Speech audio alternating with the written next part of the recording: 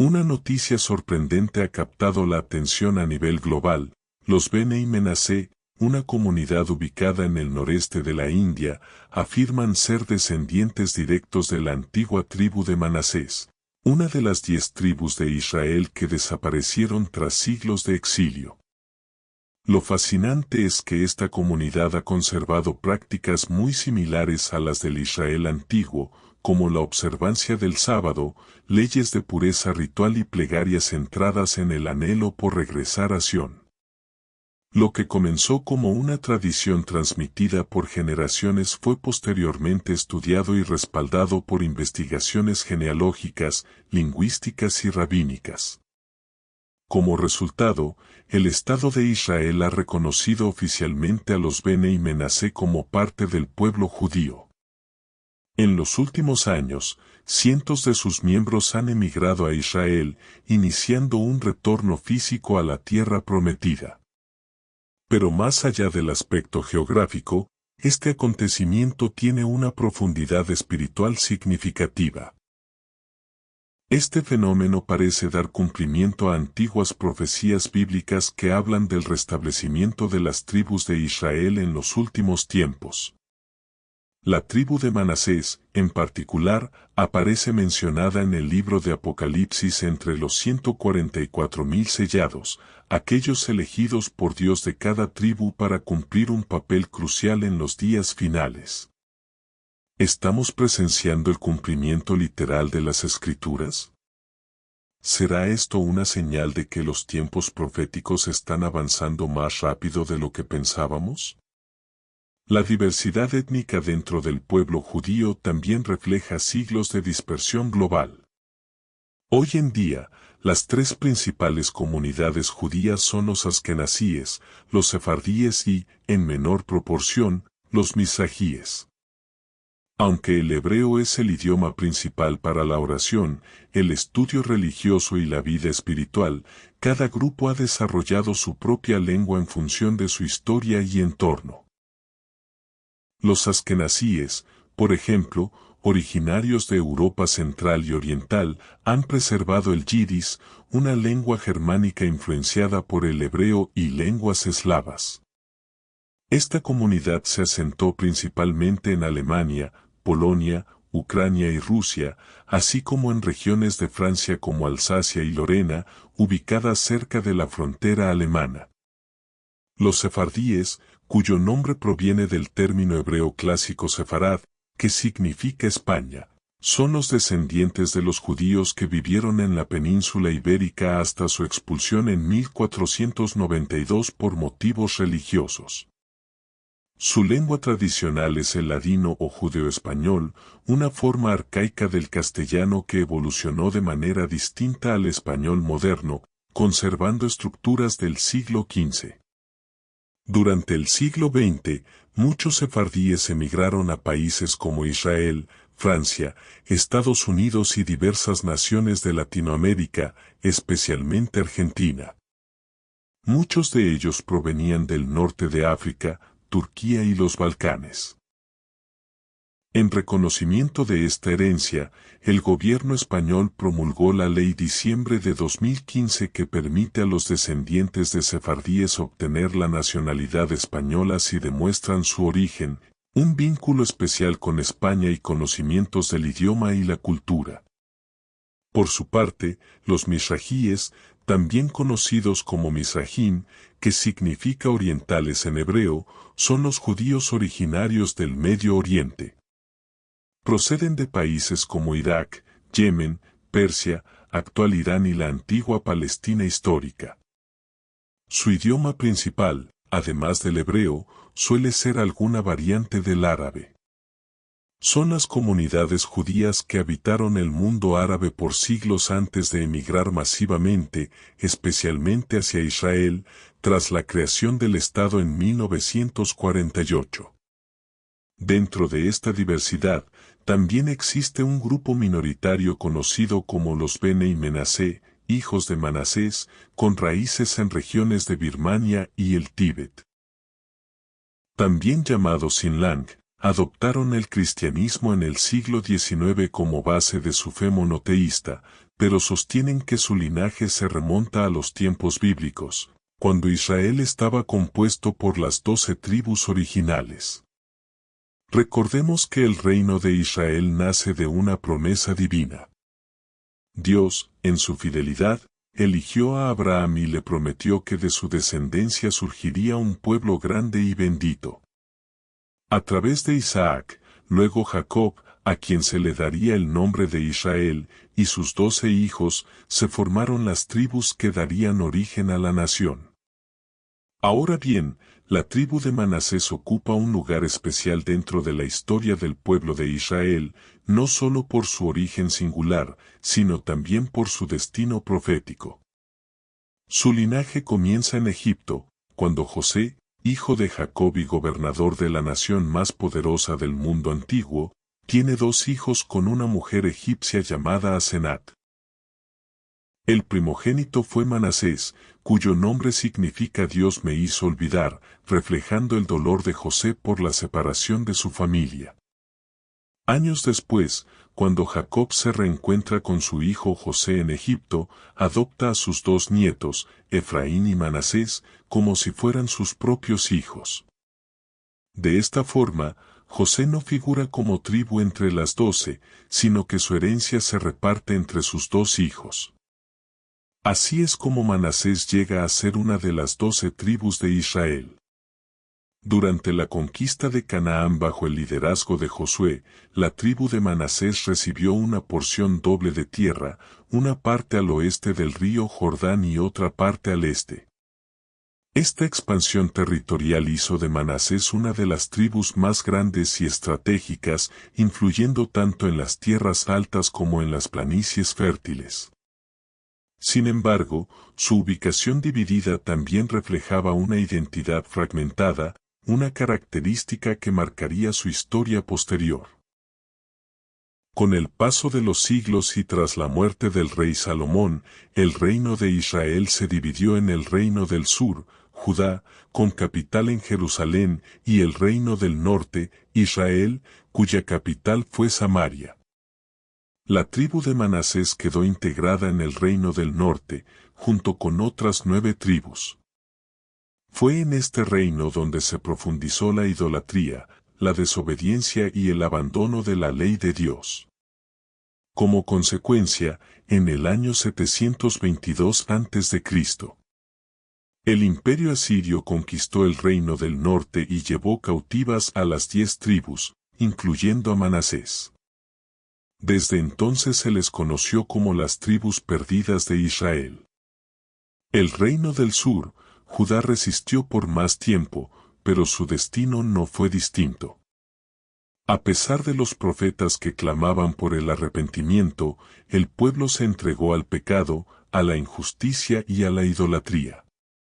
Finalmente, en el año 586 a.C., el imperio babilónico bajo Nabucodonosor destruyó Jerusalén, incendió el templo y llevó al pueblo judío al exilio en Babilonia. Fue un golpe devastador. El centro espiritual del pueblo había sido destruido y la nación fue humillada. Sin embargo, Dios no los abandonó. A través del profeta Jeremías y otros, les dio esperanza de un retorno. Y así fue. 70 años después, cuando los persas conquistaron Babilonia, el rey Ciro permitió a los judíos volver a su tierra. Bajo el liderazgo de Zorobabel, Esdras y Nehemías, se reconstruyó el templo, el llamado Segundo Templo, y los muros de Jerusalén, dando paso a una restauración espiritual y nacional. Aunque bajo dominio extranjero, durante siglos Judá vivió bajo la sombra de persas, griegos y finalmente, romanos. En el tiempo de Jesús, el pueblo judío esperaba al Mesías prometido, pero muchos no lo reconocieron. Cristo fue rechazado, crucificado y resucitado, y tras su ascensión, advirtió que Jerusalén sería rodeada por ejércitos y destruida. Esa profecía se cumplió en el año 70 d.C. Cuando el general romano Tito, hijo del emperador Vespasiano, sitió Jerusalén, destruyó el segundo templo y masacró a miles de judíos. Fue el fin del culto del templo y el inicio de una diáspora que duraría casi 2000 años. El pueblo de Israel fue dispersado por todo el mundo. Perseguidos, marginados y muchas veces odiados, los judíos se mantuvieron como una nación sin tierra, llevando consigo la torácica, sus costumbres, su fe y la esperanza de regresar. A pesar de siglos de persecución en Roma, en la Edad Media, en la Inquisición, en los pogromos de Europa Oriental y finalmente en el horror del Holocausto, el pueblo judío no desapareció. Contra todo pronóstico, sobrevivieron. Y entonces, en un giro sin precedentes de la historia moderna, el 14 de mayo de 1948, tras la resolución de las Naciones Unidas, se proclamó oficialmente el Estado de Israel. El pueblo judío, luego de casi 2000 años, volvía a tener una nación en la misma tierra que sus antepasados habían habitado. El regreso no estuvo exento de conflicto, guerras y desafíos. Sin embargo, la restauración de Israel en 1948 es para muchos el cumplimiento de las promesas bíblicas que hablaban de que Dios no olvidaría a su pueblo ni su tierra. Hoy, Israel es una nación moderna con tensiones políticas y religiosas, pero también con una historia que lleva la marca de lo sobrenatural. Desde el esplendor del reino unificado, pasando por la división provocada por el pecado de Salomón, el exilio, la diáspora y el regreso milagroso, la historia de Israel no es solo la crónica de un pueblo, sino el testimonio vivo de la fidelidad de Dios a su palabra.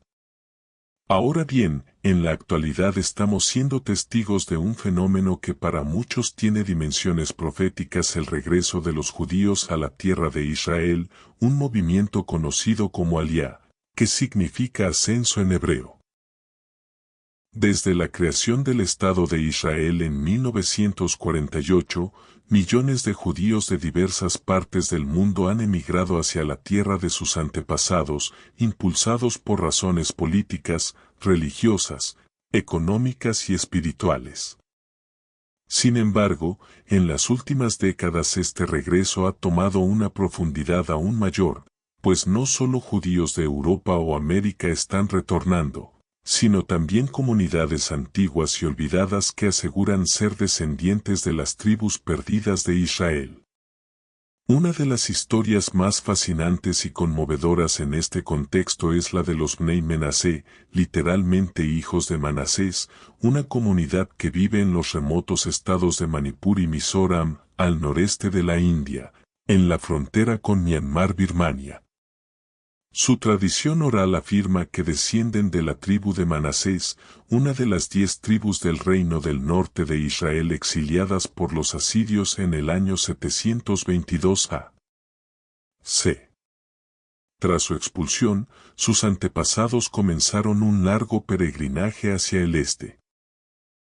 Se cree que su migración los llevó a través de Persia, Afganistán y Tíbet hasta llegar a regiones del suroeste de China, donde habitaron en una cueva llamada Sinung.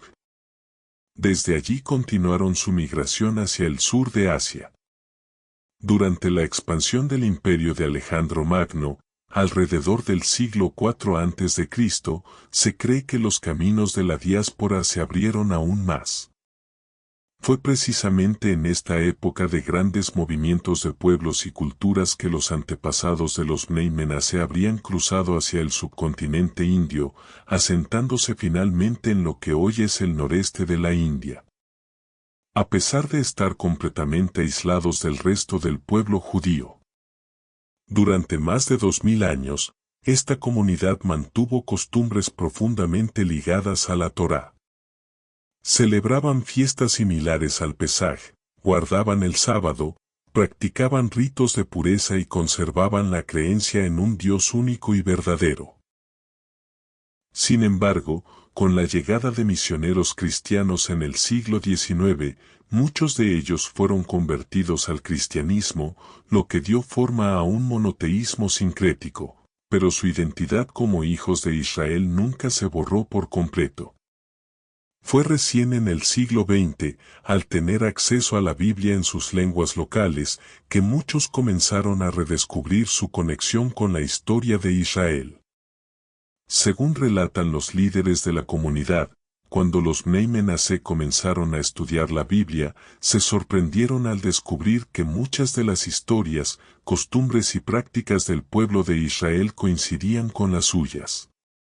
Celebraban festividades anuales muy similares a las fiestas bíblicas y varios de sus rituales relacionados con el nacimiento, el matrimonio y los funerales guardaban un notable parecido con el antiguo judaísmo.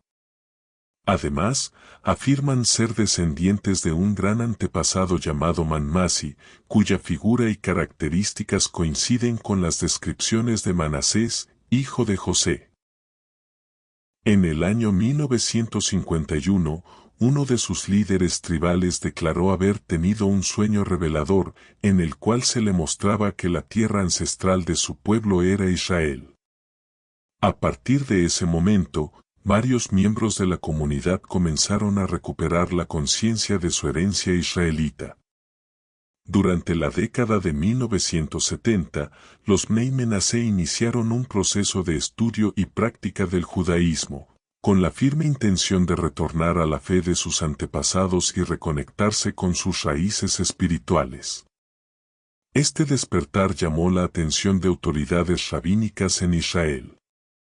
En el año 2005, uno de los dos rabinos supremos de Israel, el rabino sefaradí Shlomo Amar, reconoció oficialmente a los Bnei Menasé como descendientes de una de las tribus perdidas de Israel.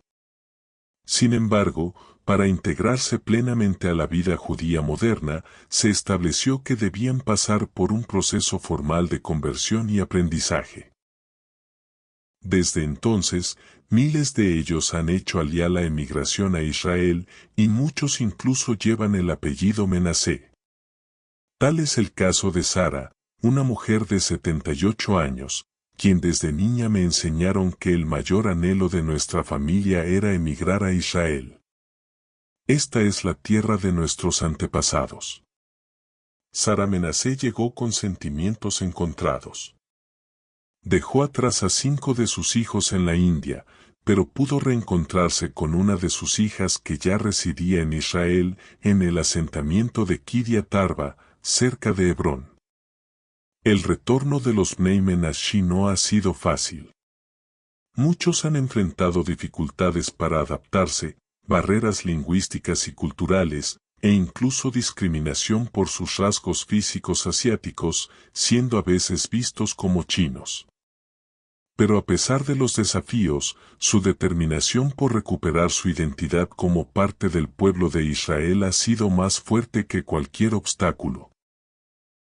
Actualmente, se estima que alrededor de 6.500 miembros de la comunidad Bnei Menasé aún permanecen en la India, esperando la oportunidad de emigrar a Israel y reencontrarse con sus familiares.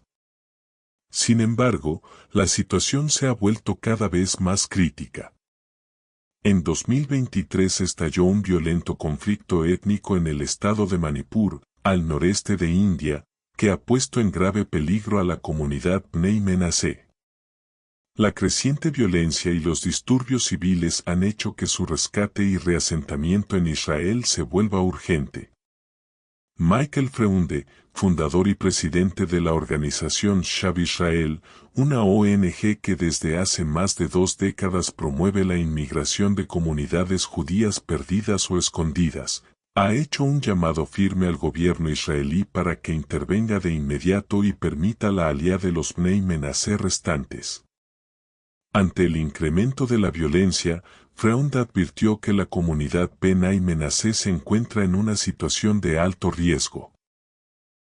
De hecho, varios de sus miembros han resultado heridos e incluso asesinados, y al menos 2 sinagogas, junto con un valioso rollo de la Torá, fueron destruidos en medio de los disturbios.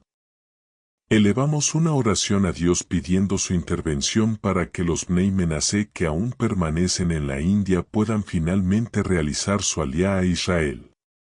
Muchos miles de ellos ya lo han logrado, y su llegada no solo representa un proceso de integración social. Para numerosos judíos, religiosos y estudiosos de la profecía, el retorno de esta tribu perdida constituye el cumplimiento directo de las palabras del profeta Isaías y levantará pendón a las naciones, y juntará los desterrados de Israel, y reunirá los esparcidos de Judá de los cuatro confines de la tierra. Estimado oyente, en un contexto más amplio, el retorno del pueblo judío a Israel, incluyendo comunidades dispersas y casi olvidadas, representa un fenómeno histórico sin precedentes. Es importante destacar que este movimiento no se limita únicamente a la India. En Etiopía, los judíos conocidos como Beta Israel también han regresado en oleadas a Israel, mientras que comunidades en América Latina, China, Afganistán, Nigeria y otras partes del mundo han comenzado a reclamar su identidad como descendientes de Israel. El regreso global del pueblo judío no es solo una historia de migración o geopolítica, sino también de redención, de memoria histórica y, para muchos, del cumplimiento de profecías bíblicas como las encontradas en Isaías, Jeremías y Ezequiel, que hablan de que Dios recogería a su pueblo de entre las naciones y lo traería de vuelta a su tierra. Veamos lo que declara el libro de Ezequiel capítulo 36 versículo 24: Y yo os tomaré de las naciones, y os recogeré de todas las tierras, y os traeré a vuestro país. Este pasaje de Ezequiel forma parte de una de las profecías más esperanzadoras y restauradoras dirigidas a la casa de Israel durante su dispersión. Este versículo debe ser entendido dentro del contexto más amplio de los capítulos 36 y 37 de Ezequiel, donde Dios, a través del profeta, promete una renovación tanto física como espiritual para su pueblo después de haber sido esparcido entre las naciones debido a su pecado e idolatría. Como hemos venido reflexionando, a lo largo de su historia Israel atravesó distintos periodos de exilio. Primero, las 10 tribus del norte fueron llevadas cautivas por el imperio asirio, y más tarde el reino de Judá fue deportado a Babilonia. Este castigo fue consecuencia directa de su rebelión contra Dios, su quebrantamiento del pacto y su entrega a la idolatría. Sin embargo, el carácter redentor de Dios se manifiesta en que, aun cuando juzga, siempre deja una puerta abierta para la restauración. En este versículo, Dios no solo anuncia el fin del castigo, sino que asume personalmente la iniciativa de la restauración. Yo os tomaré, yo os recogeré, yo os traeré. No es el esfuerzo del pueblo ni el mérito de sus obras lo que provoca este regreso, sino la pura gracia, fidelidad y propósito soberano de Dios. Es crucial entender que esta profecía no se limita al retorno desde Babilonia en el siglo VI a.C., sino que tiene un alcance mucho más amplio, apuntando a un retorno futuro y global. La expresión de las naciones y de todas las tierras implica una dispersión mucho mayor, la cual tuvo lugar tras la destrucción del templo en el año 70 después de Cristo. Y la posterior diáspora que llevó al pueblo judío a cada rincón del mundo. Por lo tanto, Ezequiel capítulo 36 versículo 24 se interpreta mejor como una profecía de los últimos tiempos, en la cual Dios, de manera soberana, reunirá a su pueblo esparcido para traerlo de vuelta a la tierra de Israel. Este retorno físico a la tierra es también la antesala de una renovación espiritual que el texto desarrolla en los versículos: os daré corazón nuevo y pondré espíritu nuevo dentro de vosotros. Es decir, el regreso a la tierra no es un fin en sí mismo, sino el comienzo de una restauración integral que incluye limpieza del pecado, renovación del corazón y restauración de la relación con Dios. Es una obra de transformación tanto nacional como individual y apunta claramente al nuevo pacto anunciado por Jeremías y ratificado por Cristo en el Evangelio. Desde una perspectiva teológica, muchos estudiosos coinciden en que este pasaje resalta el carácter inmutable de Dios respecto a las promesas que hizo a Israel. Aunque el pueblo falló, Dios no ha revocado sus planes. El pacto hecho con Abraham, Isaac y Jacob permanece vigente, y el Señor continúa fiel a su promesa, comprometido con su cumplimiento literal. Esta verdad también la comprendía claramente el apóstol Pablo, quien escribió lo siguiente en Romanos capítulo 11 versículos 25 al 27. Porque no quiero, hermanos, que ignoréis este misterio, para que no seáis arrogantes en cuanto a vosotros mismos, que ha acontecido a Israel endurecimiento en parte, hasta que haya entrado la plenitud de los gentiles, y luego todo Israel será salvo como está.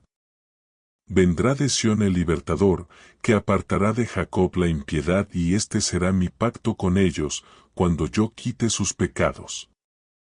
Este pasaje representa uno de los textos más reveladores y profundos del Nuevo Testamento respecto al futuro de Israel dentro del plan redentor de Dios. El apóstol Pablo, movido por el Espíritu Santo, exhorta a los creyentes gentiles a no caer en la arrogancia espiritual, recordándoles que el endurecimiento actual de Israel no es absoluto ni permanente, sino parcial y temporal. Pablo llama esto un misterio, es decir, una verdad previamente oculta en los planes de Dios, pero ahora revelada por medio del Evangelio, que Israel ha sido endurecido en parte mientras se cumple un tiempo determinado por Dios, la entrada plena de los gentiles en el pueblo redimido. Esta plenitud de los gentiles hace referencia al periodo en el que Dios está extendiendo su gracia salvadora a las naciones no judías, formando un cuerpo espiritual, la Iglesia, compuesto por judíos y gentiles reconciliados en Cristo. Sin embargo, esta etapa no anula el plan eterno de Dios con Israel. Pablo afirma categóricamente que una vez cumplido ese tiempo, todo Israel será salvo. Esta expresión no significa que cada israelita individual será salvo automáticamente, sino que habrá una conversión nacional masiva y auténtica del pueblo judío. En los tiempos finales, el endurecimiento espiritual que ha cubierto a Israel será removido por el mismo Dios que lo permitió, y el pueblo reconocerá al Mesías que rechazó, Jesucristo, como su verdadero Salvador y Rey. Pablo respalda esta afirmación con una cita directa de Isaías, indicando que vendrá de Sión el libertador, es decir, el Mesías prometido, que apartará de Jacob la impiedad. Este apartamiento implica una transformación profunda. Dios no solo perdonará sus pecados, sino que limpiará sus corazones. El pacto al que se refiere Pablo es el nuevo pacto anunciado por los profetas, en el cual Dios no solo perdonaría las transgresiones de Israel, sino que también escribiría su ley en sus corazones, dándoles un nuevo espíritu. Este pasaje no debe interpretarse simplemente como una declaración histórica o una observación teológica, sino como una promesa viva que enlaza el Antiguo y el Nuevo Testamento. Dios no ha desechado a Israel, su fidelidad permanece intacta, y aunque el pueblo ha tropezado, el Señor sigue firme en sus pactos. El destino de Israel no depende de circunstancias políticas ni de decisiones humanas, sino del corazón inmutable de un Dios que ha prometido restaurarlo. Y esta restauración no será por mérito propio, ni porque Israel sea más justo o más espiritual, sino porque Dios es fiel y siempre cumple su palabra como está. Dios no es hombre para que mienta, ni hijo de hombre para que se arrepienta. En este sentido, es importante recordar que en el Antiguo Testamento existen numerosas promesas que Dios hizo a Israel y que aún no se han cumplido por completo. Sin embargo, llegará el momento en que cada una de esas promesas se hará realidad, y entre ellas está la promesa de que las 12 tribus de Israel serán reunidas una vez más. Resulta especialmente significativo que el libro de Apocalipsis, en el capítulo 7, versículos del 4 al 8, hace una clara referencia a esta futura restauración y oí el número de los 144,000 sellados de todas las tribus de los hijos de Israel, de la tribu de Judá, 12,000 sellados. De la tribu de Rubén, 12,000 sellados. De la tribu de Gad, 12,000 sellados. De la tribu de Aser, 12,000 sellados. De la tribu de Neftalí, 12,000 sellados. De la tribu de Manasés, 12,000 sellados. De la tribu de Simeón, 12,000 sellados. De la tribu de Leví, 12,000 sellados. De la tribu de Isaacar, 12,000 sellados. De la tribu de Zabulón, 12,000 sellados. De la tribu de José, 12,000 sellados. De la tribu de Benjamín, 12,000 sellados. En este pasaje del libro de Apocalipsis, el apóstol Juan nos lleva a una escena que ocurre justo después del rompimiento de los primeros 6 sellos del juicio de Dios. Antes de que el séptimo sello sea abierto, se detiene todo juicio momentáneamente para que sean sellados en la tierra 144,000 siervos de Dios. El versículo 4 nos y oí el número de los sellados, 144,000 sellados de todas las tribus de los hijos de Israel. Muchos intérpretes modernos han afirmado que este número representa simbólicamente a la Iglesia, pero el texto no lo respalda. Juan no dice que son como las tribus de Israel, sino que provienen de ellas y las menciona por Judá, Rubén, Gad, Aser, Neftalí, Manasés, Simeón, Leví, Isaacar, Zabulón, José y Benjamín. Este listado es exclusivo del pueblo judío, no de la Iglesia. La Iglesia ya fue arrebatada antes de este evento, y lo que vemos aquí es la elección y sellado de judíos creyentes que serán testigos del Evangelio durante el tiempo de la tribulación, cuando la Iglesia ya no esté en la tierra. Ahora bien, resulta notable que en esta lista se incluya a la tribu de Manasés, hijo de José, ocupando el lugar de la tribu de Dan, la cual no aparece mencionada entre los 144,000 israelitas sellados en Apocalipsis capítulo 7.